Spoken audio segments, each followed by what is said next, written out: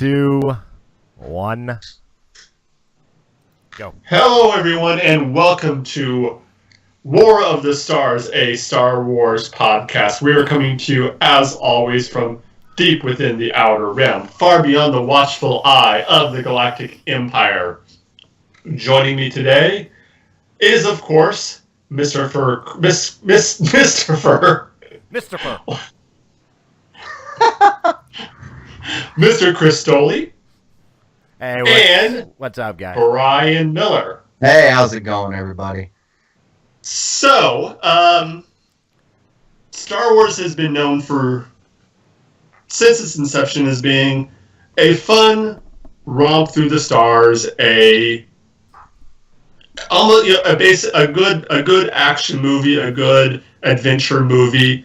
But unlike other franchises in sci-fi and fantasy, namely Star Trek and Star Wars, which are very heavily story-driven and moral-driven, sometimes I don't think Star Wars gets the credit that it deserves for telling a good moral story and having meanings behind the stories that are told. So today, that's what I'd like to talk about: is the meaning of Star Wars, the messages that Star Wars tells.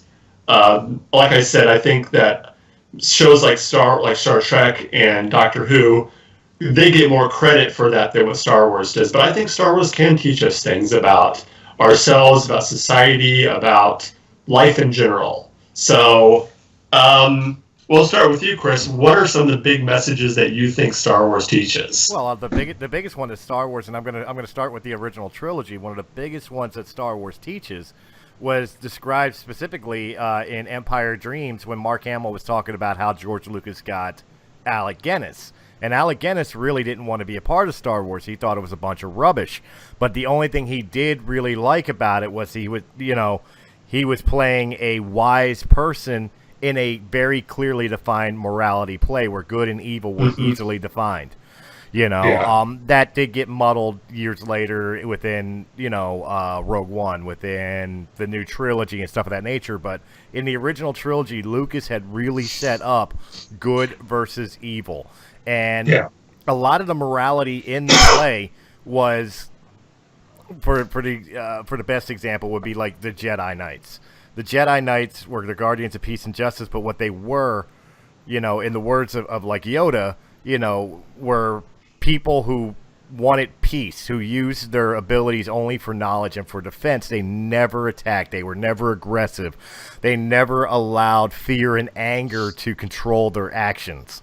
And these are words you could really live by, because how many of us are controlled by our passions? We don't necessarily go dark side and start slaughtering younglings, but we react to the moment instead of take a calming step back, a deep breath, and really weigh out the situation and come at it rationally.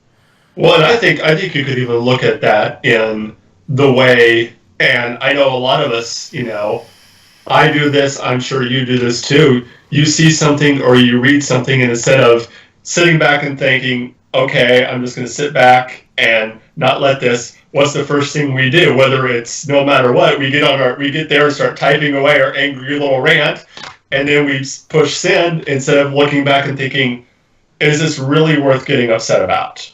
Is this really something that I can, sometimes it is, sometimes it isn't, but instead of, sitting back and looking at it and going objectively and thinking, is this, I think I threatened to throat punch more than one person online for something they said. That's the biggest problem with today's society. Back in the day, if you and I had an issue, we'd have words. Maybe you or I say something we don't that we regret later, right? Yeah. But it's between you and I, and we could take those back. I could talk to you and say, "Yo, I'm sorry." Nowadays, with everything being so detached on the internet, nothing leaves the internet. Everything you put up on the internet can always be found. You ever put up one dick pic when you were 16 years old? You're 42 now. Guess what? Somebody's found your dick pic today. The internet doesn't forget. It does not go away.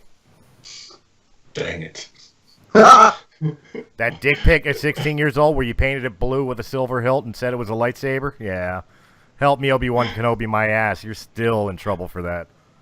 Yeah. Wow. But no, seriously, today with that, you have to be extra careful and be more rational because everything you say is recorded. Everything you do is recorded. Everything will remain forever public archive. Yeah, definitely.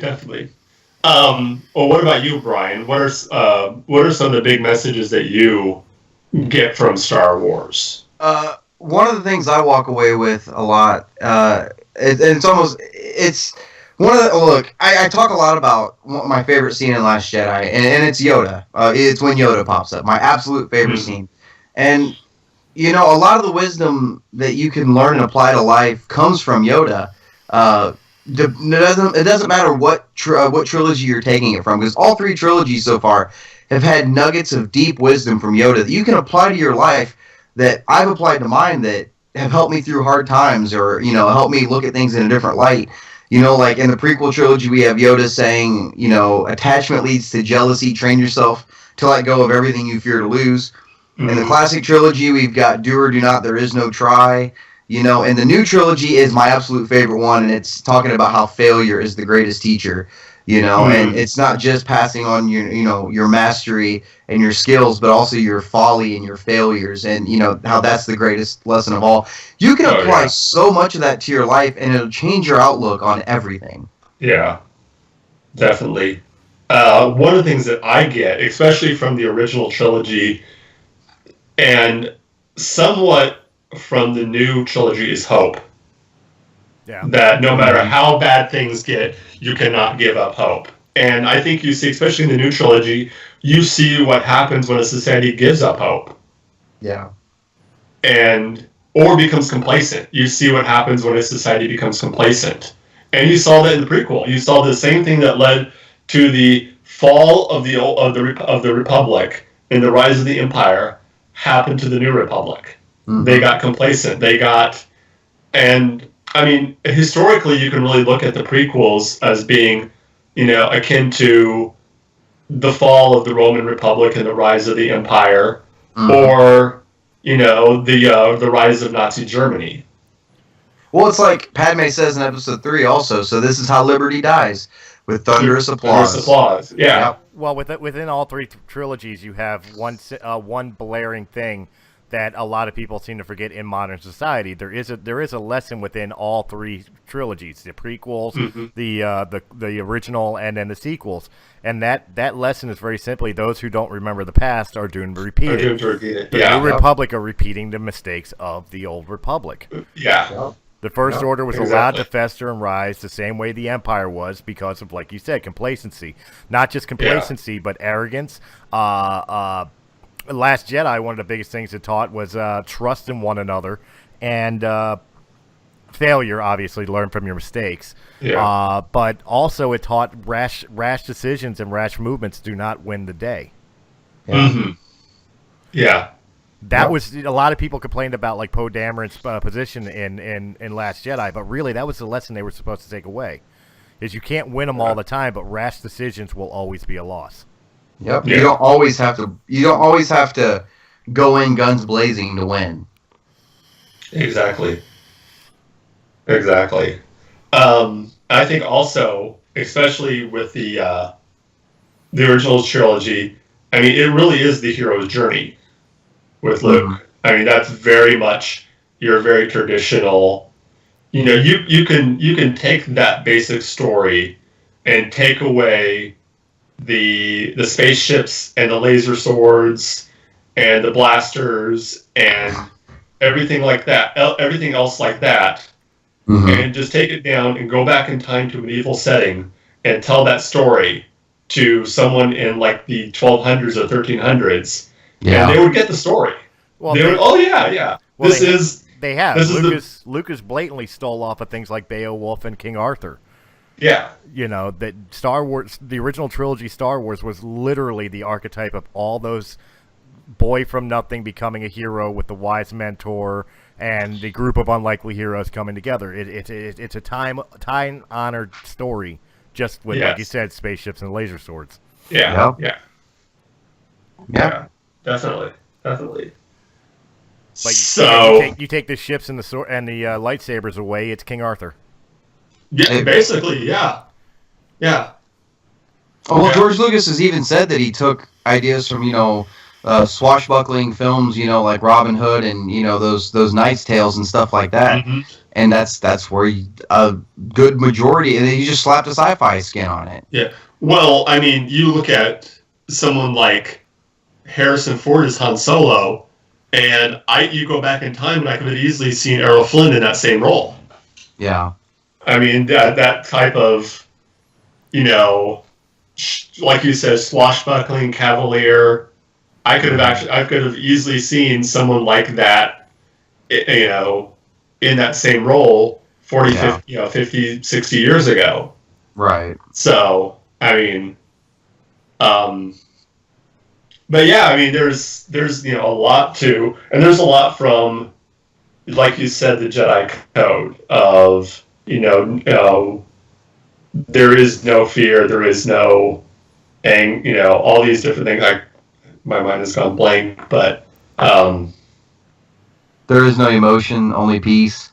Yeah. Stuff like that. Yeah. Yeah. Look, the biggest nugget of wisdom I ever took from the Jedi Order in all the saga was something that was so ingrained into my childhood that my mother used it for things growing up, and that was Yoda in Empire Strikes Back. Do or do not. There is no try. There is no try. Yep. Yeah. It's either you do it or you don't. Yep. Yeah. You don't set out to try something. You set out to either do it or you don't. Well, the thing is, as it was broken down to me, it's like when you go to do something, you're going to do it, and if you fail, you didn't do it. But if you if you're trying instead of doing, then you're already accepting the fact that you're going to fail. Mm-hmm. Yeah. You're allowing for that option instead of just doing it. Yep. Yeah. Yeah. No, that's why I said that was one of my favorite quotes from. I mean, you can apply that to any aspect of your life. Yeah. And the idea that it doesn't matter how big you are or how small you are. Yeah. Judge me by my size, do you? Yeah. Well, I mean, yes, there are, as human beings, there are physical things that, I cannot do just because I'm not strong, I'm not strong enough, nor probably will I ever be. But that doesn't mean that there are certain things that I can do because, Mm-hmm. Yeah. Well, I mean, you could break it down to all its essentials. When you look at it, another story is that it doesn't matter how big or small you are. That's another big motif in the Star Wars movies. Yeah. The Empire was taken down by a bunch of primitive murder bears.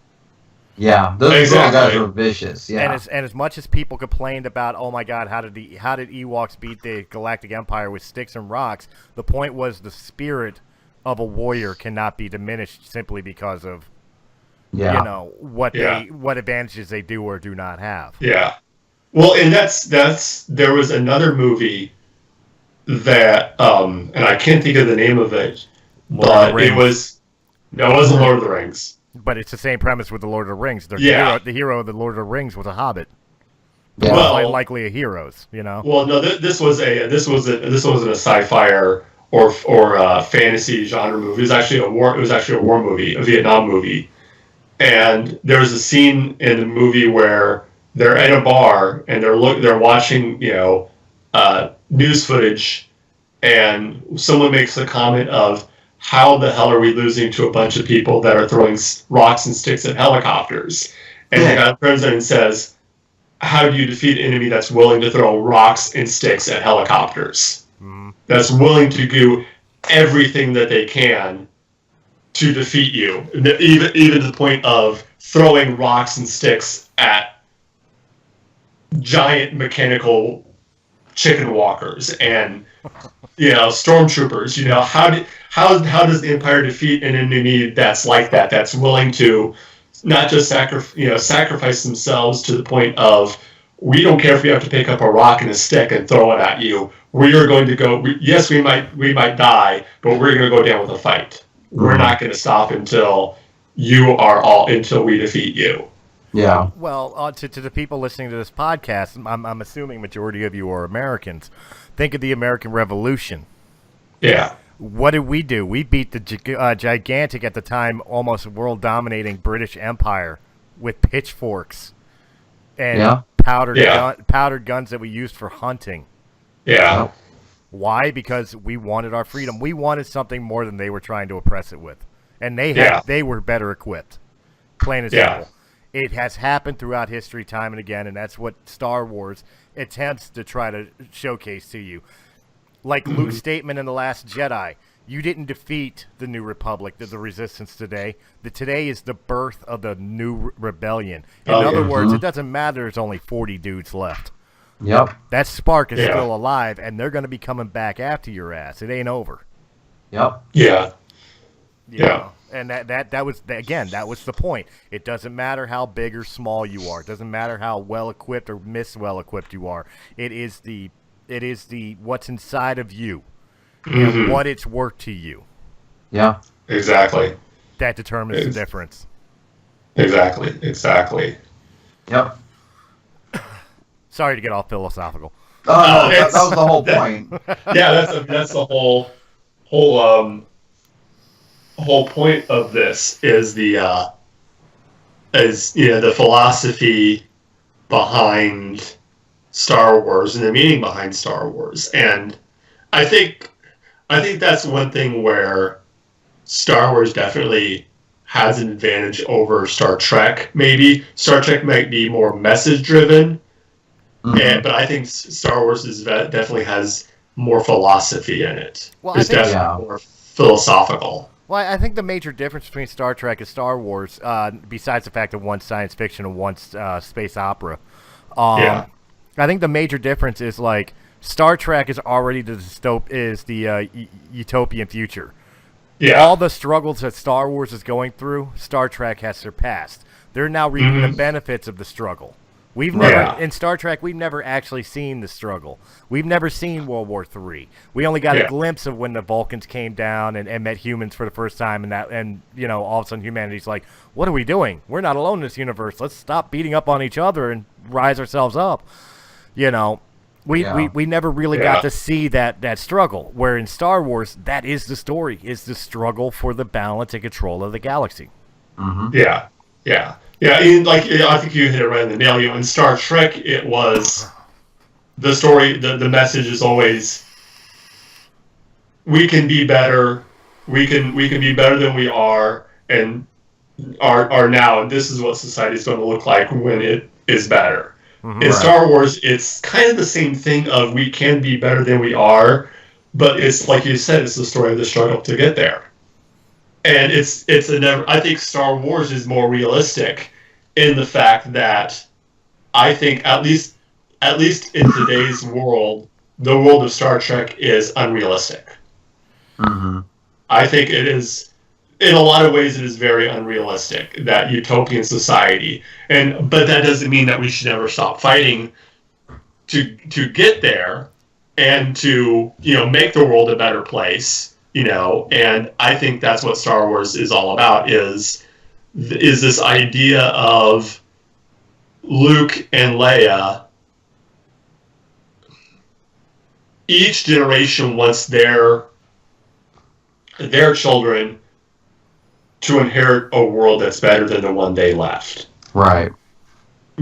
So like when my daughter grows up, I want her to live in a world and have more opportunities and more chances than I had. Just like my parents wanted me to have more chances and more opportunities than they had. Right. And I think that's kind of is that eternal struggle of trying to make in Star Wars case, trying to make the galaxy a better place. Well, see, I'll partially agree with you, and I'll partially clarify something you stated. Star Wars, I think, morally is more realistic to modern society than Star Trek. Absolutely, I agree with you. Yeah. But there's no way what John is saying is that we'll one day have Jedis and lightsabers and no and stuff like that. Star Trek is the more realistic future. It can be achieved. But the means of which it's being achieved is more likely going to be achieved in the way Star Wars is fighting for it then Star Trek Yeah. has claimed they've achieved it. Well, Right. well, I didn't mean necessarily by like the technological. I meant as far as the idea of in Star Trek that in the Star Trek universe there's no crime on Earth. Crime has been eradicated. Poverty has been eradicated. War, famine, all these things. I don't ever see that happening in our society. I don't ever see a society where there is no crime, where everyone just sits around and sings, kumbaya all the time, and we live in this perfect society. I don't think that will ever happen. Okay. Yeah, I agree. You're about to set me off here. Sorry. Let me give everybody here triggered. Let me give everybody who's listening here a biology lesson.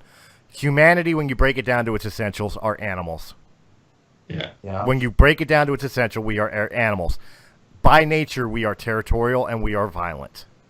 Our moral codes and our rationality keep us from being violent, but we are violent and we are very territorial. Because of these innate, natural reactions within us, I guess would be the correct term, you will never fully eradicate things like racism, greed. You can't kill an idea. You can't kill an idea. We will learn to suppress it. We will learn to control it. Mm-hmm. And the way we control it is through laws and through common sense and through communication. But we will never eradicate it. You can never eradicate it because it's built into our DNA. Yep. Right or wrong, it's in our DNA. That's just plain fact. And anybody who wants to argue that point, you know what, leave a comment down below because I would love to talk to you. But understand, it's time to stop denying what we are, because denying what we are is never going to solve the problem. Yep. Yeah. We can't fix it if we don't acknowledge the fact that part of the problem is something that is unfixable. So how do we work around it? If we can't fix it, how do we work around it? Yeah. Yeah. Sorry, ran over. No, you're good. Oh, no, it's fine. It's fine. And I hold on one second. You got Mark all tongue-tied. Yeah. Wow. Yeah. Well, let's since we talked a little bit about the Jedi Code and the philosophy of the Jedi, and by the way, the Jedi Code is: there is no emotion, there is peace, there is no ignorance, there is knowledge, there is no passion, there is serenity, there is no chaos, there is harmony, there is no death, there is the Force. Mm-hmm. And I think honestly, and that's the thing. Another thing about Star Wars is you look at the Sith Code, and I think there are just as many things you can learn from the Sith Code, both good and bad, of passion and strength. And sometimes you have to be passionate. You have to use strength and power to overcome. Yeah. That's sometimes that's how you can break, as it says, through victory my chains are broken. Mm-hmm.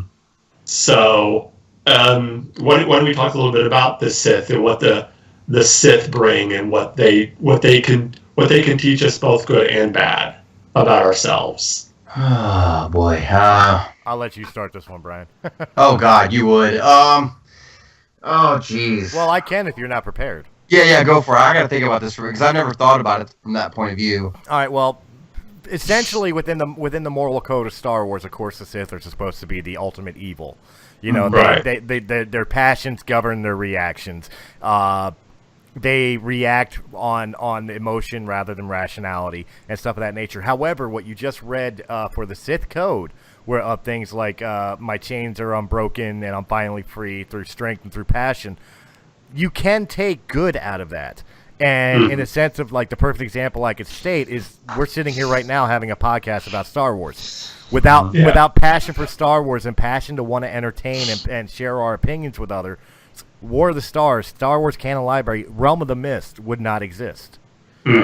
We got passionate about a project. We put our strengths into that project, and through that project, we broke the chains of not being able to share with everybody what we thought we could bring to the table.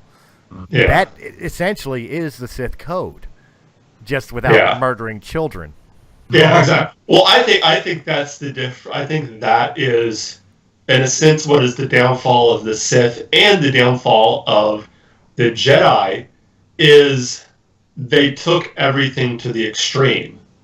Right. The Sith took the idea of having passion, having, this overwhelming, emotion, to its ultimate extreme, and the Jedi did the same with the code of, oh, we can't do anything, we just have to sit back and, be kumbaya. Mm-hmm. And I think that was the ultimate downfall of the Jedi is they read the code, I don't want to say as literal, but they were really they were so ingrained in what they thought the Jedi should be that they couldn't see the elephant in the room. They couldn't see the forest for the trees, so to speak. They were arrogant. They were egotistical, I guess is the word you could say. It was arrogance. It was arrogance born through complacency. Yeah. Because they were at peace so long, they forgot what it was like to be on alert. It's really the best way to describe it. Yeah. They got complacent. Yep, that's it. Yeah. So go ahead, Brian. Now you can. I fed it to Well, you. honestly, you pretty much summed it up with being with the Sith stuff. It's like I said, I never really thought of it that way, but no, you're right. There's even wisdom in that also, and sometimes whenever you're watching something that's Star Wars, and Sidious will say something, or Maul will say something in Clone Wars, or something, and you take a step back and you're like, well, he's not wrong. like well, you can't sit there and argue it to his face. Well, and Chris just made a comment. That was another thing that's been a running theme through all the Star Wars movies is he said from a certain point of view. Yeah. And everything can be taken from a certain point of view. Mm-hmm. No matter what it is, and one person's villain is another person's hero. And you see that throughout society. I mean, throughout, history and society. I'll give you a good example in history. Vlad Tepes, Vlad the Impaler. To most people in Western society, he was the Impaler, the man who was the basis for the story of Dracula. Right. However, in his native Romania, he's a national hero. He's the founder of the country. They have statues of him in their capital city, but to the rest of the world, he's a monster. Well, so you also got to remember too that nobody considers themselves the bad guy, even in the real world.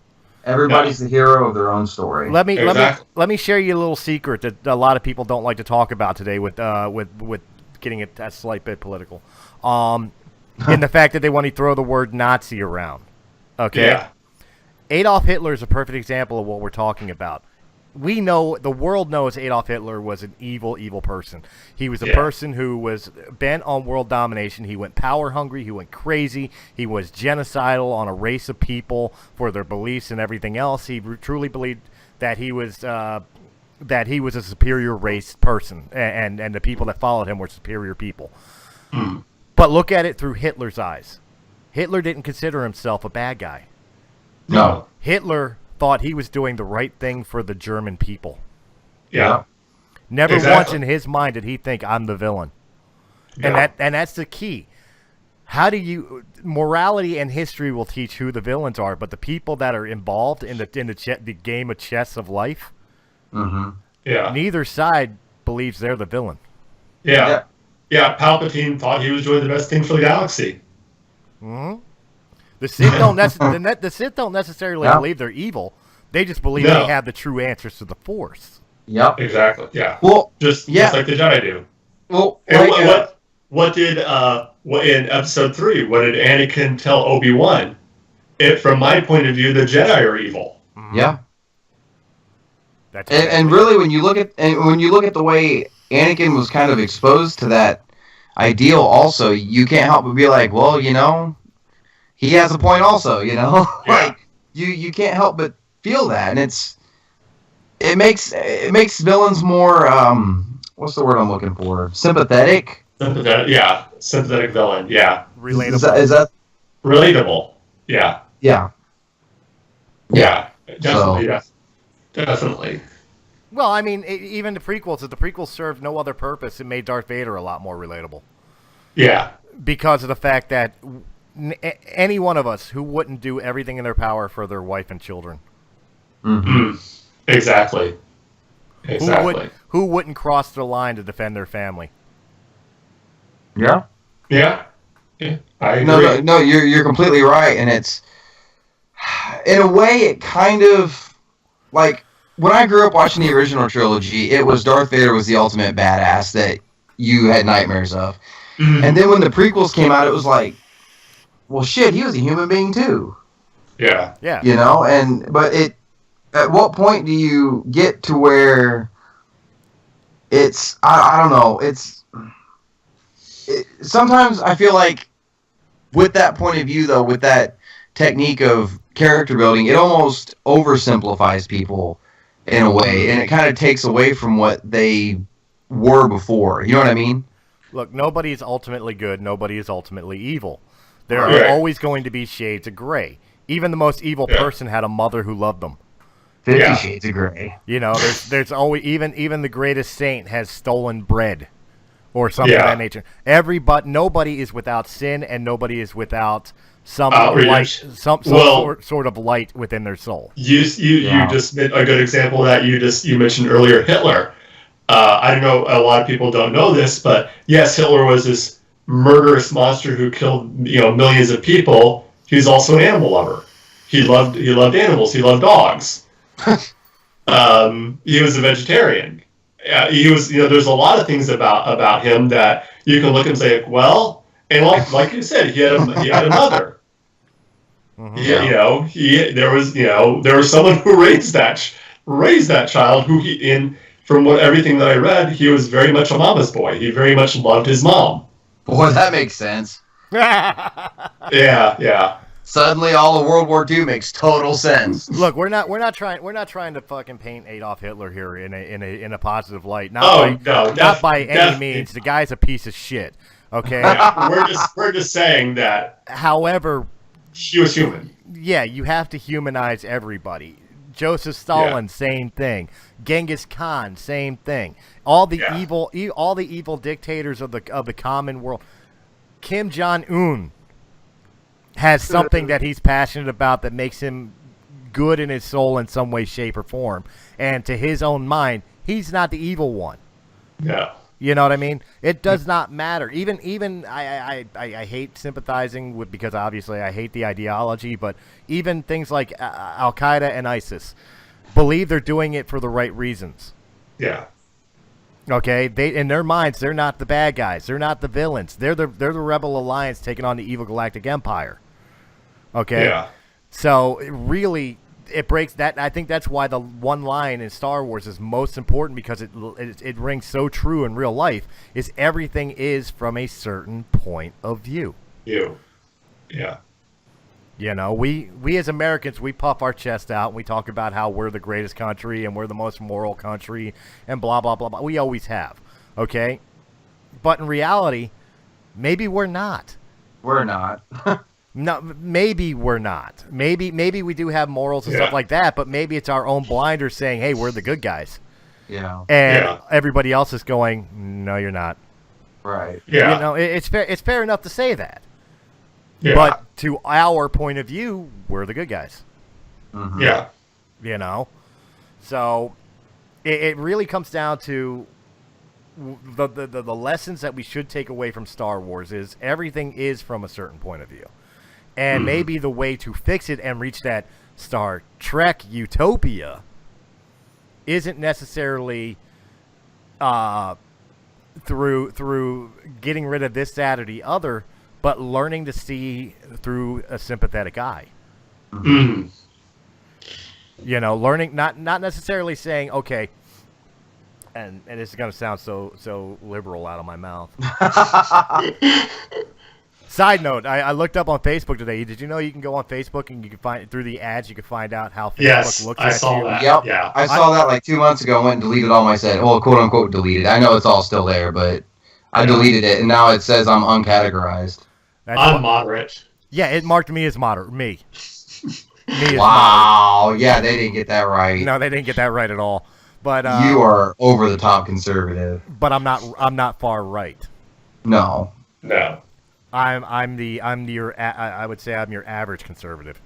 But Yeah. you know, the fact of the matter is that, you know, it's gonna sound so liberal, but like instead of hating something because it's not like you, learning about it and seeing what you hate through its eyes, through its point of view. Yeah. How it looks at you. And I'm using the term it because I don't want to like pinpoint certain things. You know what I mean? Yeah. There's many things in this world that we all bitch about, we all argue about, we all hate, Yeah. you know, and stuff of that nature. So instead of just turning around saying, well, fuck it, I hate it because of this, this, and this, it's like, well, wait a minute, why does it hate me? Yeah. Well, I think you know, in Romanist itself, we can see that just because we disagree with something doesn't mean that we have to be like I know, like in Romanist alone, we have people that are like you and Brian and myself to some extent that are pretty conservative. Then we have other people that are more liberal. Mm-hmm. Right. And we have disagreements. We disagree, but we don't hate them. We don't, get we might get angry with them and get upset. And I think I heard one person say this, that acceptance of someone doesn't mean that we necessarily accept what they believe. Right. And that you can be wrong. This whole idea of, this is something where the certain point of view isn't necessarily right. Because Star Wars teaches also very well that there is a definite good and evil. There is definite good and bad. And just because someone thinks they're right doesn't mean that they are. Mm-hmm. The Emperor and Vader, for the longest time, thought they were right. Yeah. The Empire thought they were doing the right thing. They weren't. But that's the First Order thinks they're doing the right thing. They aren't. But that's the biggest difference. That's the biggest difference, and you already hit the nail right on the head. It doesn't matter what you think. That's a point of view. Your actions determine whether you're good or evil. What we think, and what we feel is one thing, but what we do out into society, when we bring it out into society for everybody else through our actions and through our words or whatever the case may be, that defines who we are. Yeah, exactly. I could be the meekest, mildest person on the planet who's never had conflict or issue with anybody, and one day go on Facebook and accidentally use a racial slur. I am going to be a racist the rest of my life. It doesn't matter if deep down inside I know I'm not a racist. To the rest of the world, I'm a racist for the rest of my life. Yep. You know what I mean? Your actions dictate the way the world sees you, not what's inside. Yep. Yeah, exactly. Vader may not have believed he was a bad person, but he killed younglings. He killed rebels with impunity. He killed Jedi with impunity. His actions dictated that he was an evil person. Yeah. Doesn't matter that deep down in his heart it was, I'm anguished, I'm hurt, I was doing this for my family. Yeah. Mm-hmm. You know what I mean? No, you're right. Yeah. So. All right. Well, let's get a few closing thoughts here. We'll start with you, Brian. What? We still got 20 minutes. I don't know. We're only at 39 minutes and 17 wow. seconds. Wow. Well, this might be a short. Yeah, we can make it a short. Fuck it. Yeah. This was kind of a break. Speaking of name dropping another former show, this is a little breaking the fourth wall here. Literally, this show was kind of thrown together at the last minute. Hey, you got a Breaking the Fourth Wall shirt? Yeah, I got it made when I first made the podcast. Oh, wow. I've been trying to get my sister-in-law to make a War of the Stars shirt. This show was kind of thrown together. This was supposed to be our anniversary show, but scheduling issues with Iris Robin and Gary O'Toole just had surgery, so that's going to be our next show. Hopefully nothing else goes wrong between now and then. Will be our anniversary show. Third time's a charm. Yeah, exactly. At this rate, it'll be the 2-year anniversary show. Oh my God! It's the 1-year anniversary of the 1-year anniversary show. Exactly. That never happened. Yeah, that could just be our ongoing joke for the rest of the season. Oh my God! Next week's gonna be our anniversary show. Oh my God! 2 months later. And guys, make sure you remember that myself and Brian and anybody else in Realm of the Mist that wishes to join in, we'll be doing something very special for you guys where we record an audio commentary of The Last Jedi. Yeah. Ooh. We are getting ready to set up to do that. We're putting it together now. It should be coming soon. So keep an eye out for that. As well as keeping an eye out for that 1-year anniversary of War of the Stars that I keep advertising every show. That's right. Doesn't happen. You know what? That's the thing. I got to stop advertising it. Yes. If I stop advertising it, it'll show up. It'll happen. Yeah. Wow. Brian, do you have any final thoughts? It's just, we talked about Star Trek and Star Wars. It's one of those things where, and I'm not going to sit here and say one is better than the other or anything like that. But if you look at the two, well, I mean, it is, but I'm not going to sit here and say that. But Star Wars is better. But here's the thing: Star Wars, like we've talked about all night, like this whole thing so far,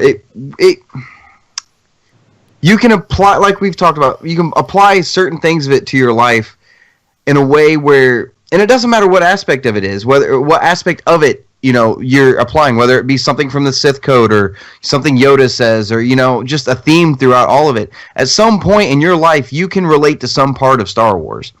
And whether you like Star Wars or not, that is fact. That is a possibility. I mean, that's all there is to it. And I think that's what makes Star Wars resonate so much with people is, that's the one thing that brings a lot of people together. Like Last Jedi, whether you liked it or not, it still brought us all together to have a conversation about it. Yeah, exactly. And it's that one thing, like you guys, I've never met you guys in person once. Richard J, I've never met him in person, ever. Nick Albers, never met him in person.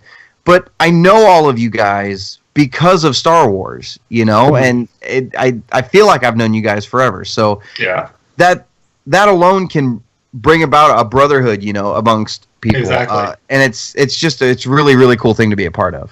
And I've said this time and time again. One of the things that I loved about the prequel trilogies, at least the lead up to it, that you didn't see I haven't really seen in these last few movies, is that whole thing of waiting in line for the movies, of having these giant lines of hundreds of thousands of people waiting in line, different backgrounds, different political beliefs, different religious beliefs, but we all had these different beliefs, but we all had one thing in common. We're all there to see Star Wars. Yeah. And it was like a brotherhood. It was like a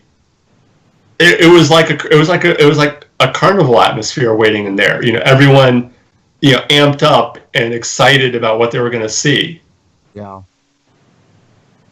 But anyway, on that note, you're absolutely right. Let me give a closing thought here. Okay. If you don't mind, sir. Not at all. I think that there is moral implications and goals throughout both Star Trek and Star Wars, but I think they intertwine with each other in a sense that the utopian future of Star Trek is something to strive for, but the way to get there is through the lessons of Star Wars. Mm-hmm. Yeah. The struggle for the goal is what will bring the goal. Exactly. All right. Well, with that closing thought, this has been War of the Stars. You can find me, as always, on Facebook at Mark Tolly, John Mark Tolly, on Twitter at John Mark Tolly 1, because I am, of course, the #1 John Mark Tolly on Twitter. Also on Instagram at Mark Tolly. And, of course, you can hear me almost every other week right here at Realm of the Mist. Remember to like and subscribe. And also remember, we are on the road to 1,000. We're trying to get 1,000 subscribers by next Christmas. So please, we can do that. Tell your friends, tell your family, tell your family's friends, tell your dog. Heck, tell your dog's family's friend. I don't care. Tell your dog's poop. Yes, tell your dog. There's got to be a nut in there that wants to hear what we got to say. Jesus Christ. Oh. Brian, where can we find you out on the interwebs? You guys can find me at the Star Wars Canon Library. Simply look it up on YouTube if you guys really want to find me. Make sure to visit the Facebook page. Also, give us a thumbs up there. We just crossed 700 subscribers on the YouTube channel. So I'm also on a road to 1,000 at this point, apparently. And also the website, www.starwarscanonlibrary.com, for an entire timeline of everything canon in chronological order, cover art for everything, and a list of upcoming canon. And Mr. Stolle. You can find me at 2 Girls, 1 Cup. No, you can find me on Facebook, Twitter, Wow. Instagram, realmofthemist.com, and of course YouTube, Realm of the Mist Entertainment.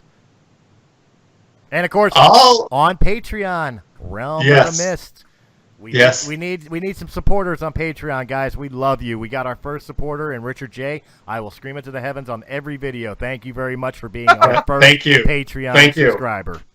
Yes, we need more. Give us more monies.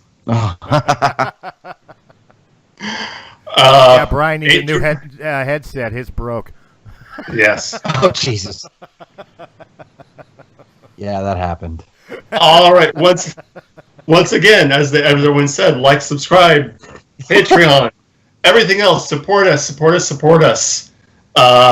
We do this for you guys. So the more people there are to do this for, the better. And until next time, may the Force be with you. Always. Always.